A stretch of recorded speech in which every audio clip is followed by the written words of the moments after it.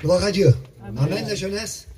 Gloire à Jésus. Voilà, merci Seigneur. Je remercie les frères de nous avoir laissé la place ce soir, tout le programme de chant, de témoignage, et puis la parole de Dieu qui va être prêchée. Gloire à Jésus. Vous savez, toute la gloire revient à Dieu. Béni soit Dieu. Alors, le Seigneur m'a mis un mot sur mon cœur. Alors, sans prétention, ça s'appelle de la foi. Vous savez, nous sommes des serviteurs de Dieu. Et puis, le Seigneur, lorsqu'il nous appelle à son service, c'est pas un homme qui nous appelle, c'est Dieu qui nous appelle. Et Dieu, nous laisse pas dans la misère. Comprenez très bien. Il se sert de ses serviteurs à seule fin de pouvoir prêcher la parole de Dieu, à seule fin de pouvoir apporter le mot de Dieu à la jeunesse.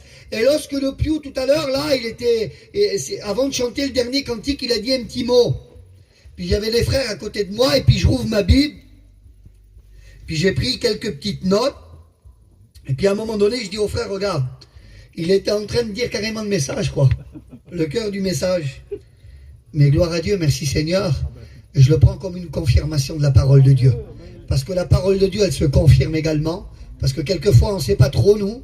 Et puis, c'est fort dans notre cœur, il n'y a pas de souci. On le prend par la foi que c'est le mot de Dieu. Mais lorsqu'un frère, il nous confirme le message en plus de ça, ça nous encourage. Gloire à Dieu. Alors, j'aimerais lire un premier verset avec vous. Parce que ce soir, je ne vais pas t'apporter une parole du Steven, ou une parole des frères qui sont là, ou malgré qu'il y a des hommes sur la terre qui sont très intelligents, et puis qui ont des paroles sages, il n'y a pas de problème.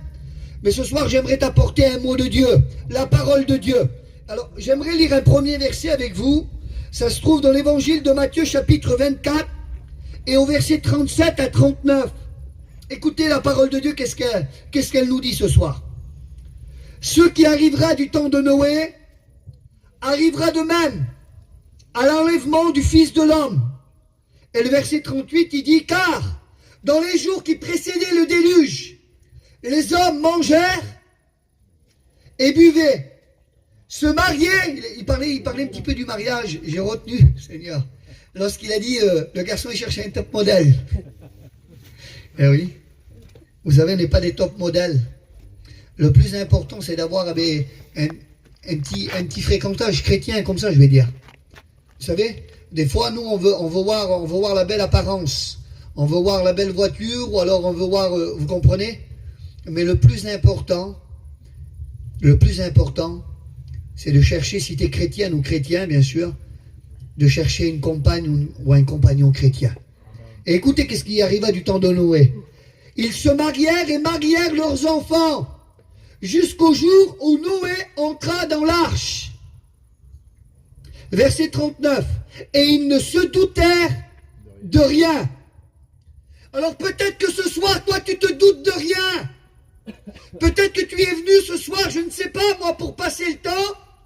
Peut-être que tu es venu pour faire plaisir à quelqu'un. Peut-être que tu es venu pour manger des pizzas. C'est rigolo, hein? On va manger des petites pizzas, on va passer un petit moment, on va se régaler. Et après, on va écouter les cantiques, et puis on rentrera chez nous, et puis ça sera toujours comme ça. On veut rien recevoir. On vient à la réunion sans le but de recevoir quelque chose. On se doute de rien. Sais-tu que le lendemain ne t'appartient pas? L'espérance de l'homme sur la terre, 70 à 80 ans pour les plus robustes. Allez, on va dire 100 ans. Il y a une parole qu'un frère, vous savez, j'ai assisté, excusez-moi du mot, ça me vient d'un esprit, mais je vais le dire. On était pas trop glorieux, hein, on était en enterrement. Et puis le frère, il prêchait. Et il a dit une parole, quelle réalité. Il a dit comme ça, il a dit, savez-vous que dans 100 ans, toutes les personnes qui sont là, on ne sera plus là. Quelle réalité. Dans 100 ans, là, toutes les personnes qui sont présentes ici, on ne sera plus là, si le Seigneur y tarde. Écoutez bien comment c'est important. Ils ne se doutèrent de rien. Les gens émettent des projets. Ils remettront plus tard. Je suis trop jeune. Comme je fonderai un foyer, je me marierai. À ce moment-là, je me donnerai à toi. Et je vais bien essayer ce qui se passe dans le monde, le témoignage. Vous avez écouté les témoignages des jeunes personnes qui sont là. Il y a des personnes qui ont accepté Jésus à 15 ans. Ils ont dit, voilà, c'était comme ça. Mais le plus important, je vous le dis en vérité, c'est pas semblant, c'est pas un film ce soir. C'est de la réalité. Et j'aimerais te mettre devant la réalité des choses. Si tu quittes cette terre, tu vas où? Si tu n'as pas encore accepté Jésus dans ta vie. Le plus important, c'est de faire ton expérience avec Jésus. Amen. Amen. Ils se doutèrent de rien. Et puis il y a un autre verset, puis j'aimerais le lire avec vous encore une fois. C'est l'évangile de Luc, chapitre 17, versets 28 à 29.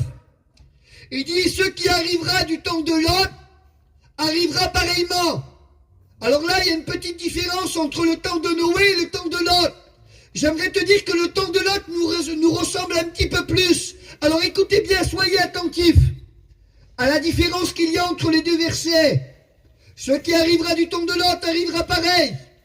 Les hommes mangèrent, buvèrent, mais on mange toujours, on boit toujours, hein. Pas de problème. Et puis à un moment donné, là, ça change un peu. Achetez, vendez, plantez, bâtissez. Qu'est-ce qui manque? Il manque quoi? Il n'y a plus de mariage. Le véritable mariage n'existe plus. Écoutez, mais le jour où Lot sortit de Sodome, une pluie de feu et de soufre tomba du ciel, et il les fit tous périr. Seigneur, c'est quelque chose d'extraordinaire en réalité. Quelque chose de terrible. Parce que Noé est appelé le prédicateur de la justice. Il annonçait la justice de Dieu.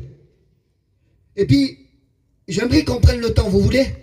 J'aimerais pas devancer le message parce que je vous le dis en vérité, j'ai vraiment le mot de Dieu pour vous. C'est une réalité. Écoutez bien comment c'est important. Noé, il est là et puis à un moment donné, lorsque Noé, écoutez bien, lorsque Noé est là, Dieu lui parle. Il lui dit, Noé, construis-toi une arche. Tu la feras de telle dimension et telle hauteur, à 3 étages.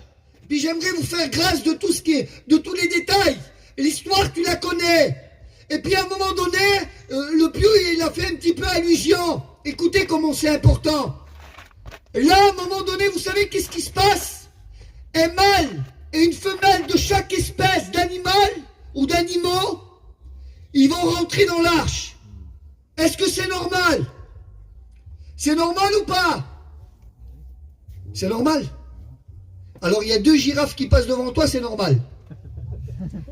On est où là? À Pessac, non? Il y a le zoo. Mais imaginez-vous un petit peu le contexte de la chose. Il y a un gros bateau devant toi là, puis à un moment donné, il y a 2 girafes qui passent devant toi, c'est normal.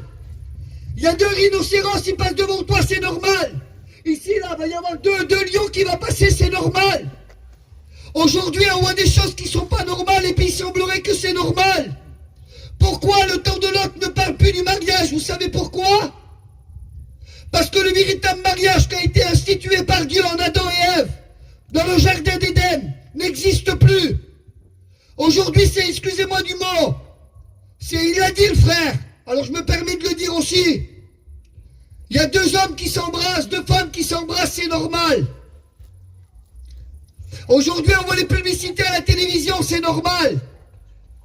Elles sont crues à l'extrême, les publicités qu'il y a là. Je le dis en vérité. Le véritable mariage n'existe plus. Je vous le dis en vrai. Hein. Je vous le dis en vérité. Aujourd'hui, vous savez qu'est-ce qui se passe? La femme, elle ne sait pas faire à manger, mais on laisse la femme et puis on se remarie. Hein? C'est normal? Ta petite femme, elle ne sait pas faire à manger, mais tu vois, la chose, elle n'est pas trop grave, là. Eh bien, c'est un prétexte. Les personnes, eh bien, ils ne savent plus quoi faire. Lorsque le mariage a commencé, le mariage, c'est le mariage. Hein. Béni soit Dieu. Alléluia. On continue un petit peu? Je vous fais peur, non? Non, il ne faut pas avoir peur. C'est pas grave. On est libre quand même, hein. Tout m'est permis, mais tout m'est pas utile, l'apôtre Paul a dit. Alors tu peux faire ce que tu veux. Mais à un moment donné, la méchanceté des hommes était montée jusqu'à Dieu. Alors Dieu avait résolu de détruire la terre. Vous connaissez l'histoire. Dieu a été touché dans son cœur. Mais Noé trouva grâce aux yeux de l'Éternel. Et sais-tu que ce soir, tu as trouvé grâce aux yeux de l'Éternel? Parce que l'œil de Dieu regarde sur la terre, il voit s'il y a quelqu'un qui soit intelligent, qui cherche Dieu. Mais comment, de quelle façon chercher Dieu? Si tu cherches Dieu avec ta propre intelligence, vous savez, nous on est des petits gitans la plupart. Ou même si tu n'es pas gitan. Mais j'aimerais te dire que tu ne devrais pas chercher Dieu avec ta propre intelligence intellectuelle. La façon de chercher Dieu, Jérémie nous en parle et puis il nous le dit. Il nous dit comme ça, je me laisserai trouver par celui qui me recherche. Mais comment? Mais celui qui me recherche de tout son cœur. Si ce soir tu recherches Dieu avec ton cœur, j'aimerais te dire que Jésus, eh bien, tu vas le trouver. Amen. Tu vas trouver Jésus. Est-ce que tu veux le trouver, Jésus? Est-ce que tu veux faire une expérience avec le Seigneur? Ou alors décides-tu de rester encore une fois dans ton état, de sortir de la réunion, repartir tel que tu es venu? Qu'est-ce que tu vas faire? Un choix t'est donné ce soir. Alors, mangèrent et buvèrent. Savez-vous qu'on vit les temps de Noé, les temps de Lot aujourd'hui? Est-ce que vous en rendez compte? Alors c'est un petit peu plus moderne, parce qu'on est on est en 2024. Et puis là, du temps de Noé à aujourd'hui, il y a quelques temps qui s'est passé. Les gens mangèrent et buvèrent. Savez-vous qu'il y a des émissions télévisées qui parlent du manger et du boire? Vous connaissez l'émission Top Chef? Vous connaissez ou pas? Eh oui, aujourd'hui, on vit les temps de Lot, les temps de Noé, et puis on s'en rend même pas compte. Les gens mangèrent, buvèrent, on pense qu'à manger et à boire. On pense qu'à ça. Les gens, ils pensent qu'à ça, ils se doutent de rien. Ils rigolent même. Vous savez-vous, moi j'imagine comme ça, du temps de Noé, certainement que les gens, ils se moquaient de Noé. C'est bon, hein? Tu t'as tué pendant 70-80 ans, là, pour construire le bateau. Et nous, on a mangé, on a bu, on a fait notre vie, on s'est marié, on a fait tout ce qu'il y avait à faire. Et toi, tu t'es tué, tu as perdu ton temps. Ils se moquaient certainement de lui. Mangèrent, buvèrent, se marièrent et marièrent leurs enfants. Vous allez rigoler. Est-ce qu'il y a des émissions sur le mariage? Marié au premier regard. Alors, vous savez comment ça fait aussi, c'est ça, marié au premier regard, là? Ils regardent la compatibilité des deux personnes, et s'ils sont compatibles, ben, ils se marient, c'est comme ça. Sans se voir, ils ne sont jamais vus. Est-ce que tu crois qu'on vit un petit peu ce temps, toi? Je ne sais pas. Sur le téléphone, là, le copain, tu ne l'as jamais vu, comme il a dit le Pio, il y a les filtres. Seigneur, t'es déçu des fois, hein? La fille, c'est une bombe atomique, tu arrives là-bas, c'est plus une bombe atomique, quoi. Hein? Un pétard. C'est ça, mais c'est pas ça. C'est presque une bombe. C'est un pétard. Quelle affaire? Je rigole. L'amour est dans le pré. Là. Voilà. C'est rigolo, hein? Les gens, ils rigolaient du temps de Noé. Ils se pensaient qu'à se marier. Aujourd'hui, nous, on voit l'amour est dans le pré, on rigole. Les petits campagnards, là, vous avez vu, Zinda? Eh oui, c'est rigolo. Mais on ne pense plus que Jésus va revenir, nous. La Bible déclare que Jésus va revenir et nous, on rigole. C'est vrai, c'est une réalité. Hein? Achetez, vendez. Leboncoin.fr. Vendez votre voiture et tout ça, et puis les maisons, appartements, les rénovations, achetez, vendez. Vous savez, le but de l'homme, c'est quoi aujourd'hui? J'achète un terrain, je construis une maison. Je vais vendre la maison. Avec cette maison, je vais acheter 2 terrains, je vais construire 2 maisons. Achetez, vendez, plantez, bâtissez. On vit tous ces temps. Et nous, on ne prend pas garde. On croit que c'est normal. On voit 2 girafes passer, c'est normal. Hein? 2 hommes qui s'embrassent, c'est normal. C'est quelque chose de terrible quand même. Tout ça pour vous dire que l'homme, il voit que son intérêt. Il veut construire pour le monde. Mais la Bible déclare, à quoi servirait-il un homme de gagner le monde s'il perdrait son âme? Et qu'échangera-t-il un homme en échange de son âme? Est-ce qu'un homme ou une femme peut rajouter une coudée à sa vie? La Bible déclare que les terres d'un homme riche avaient beaucoup rapporté. Il raisonna en lui-même, il dit, voilà, c'est bon. J'ai assez travaillé, mon âme, repose-toi. Oui, parce que jamais il s'est reposé. Il s'est tué dans le travail. Il ne s'est jamais acheté une paire de baskets. Il y en a comme ça, hein. Et studios, ils n'achètent jamais rien. Ils vont jamais au restaurant. Ils sont infortunés.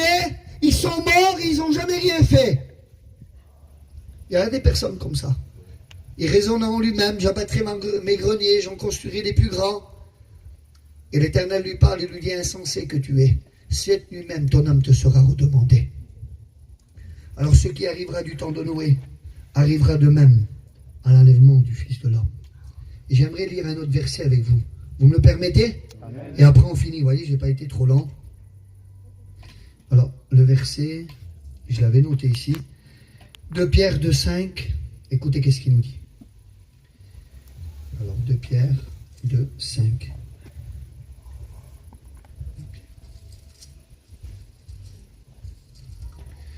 Béni soit Jésus. On lit la Bible comme ça, on ne se trompe pas. Écoutez bien. S'il n'a pas épargné l'ancien monde, donc c'est aujourd'hui là, nous, c'est le nouveau monde, comprenez très bien, mais qu'il a sauvé Noé, lui, le 8e, ce prédicateur de la justice, lorsqu'il fut venir le déluge sur le monde d'impies, un monde impie, là, le péché à l'extrême. Ce qui se passait dans Sodome et Gomorrhe, là, c'est le péché à l'extrême. Et aujourd'hui, j'aimerais vous dire de la part de Dieu comme ça, moi je vais vous dire, écoutez bien. Ce qui se passait à côté de Sodome et Gomorrhe aujourd'hui, c'est de la rigolade. S'il a condamné la destruction et réduit en cendres les villes de Sodome et Gomorrhe, les donnant comme exemple aux impies à venir, c'est-à-dire il nous a donné ces villes en exemple là, mais nous on n'est pas des impies, nous on est des chrétiens, alléluia. S'il a délivré le juste Lot, profondément attristé de la conduite de ces hommes, sans frein, ils étaient sans frein, dans la dissolution, car ce juste qui habitait au milieu d'eux, tourmenté journellement, il était tourmenté dans son âme, juste à cause qu'ils se voyaient et entendaient leurs œuvres criminelles. Le Seigneur s'est délivré, le Seigneur il sait lui comment faire, il sait délivrer les hommes pieux et réserve les injustes pour être punis au jour de jugement. Béni soit Jésus, je ferme la Bible et j'aimerais qu'en prie le Seigneur. Béni soit Jésus. Seigneur, je veux te louer, Seigneur, ce soir. T'adorer, te rendre la gloire, Jésus, parce que tu es Dieu. Seigneur,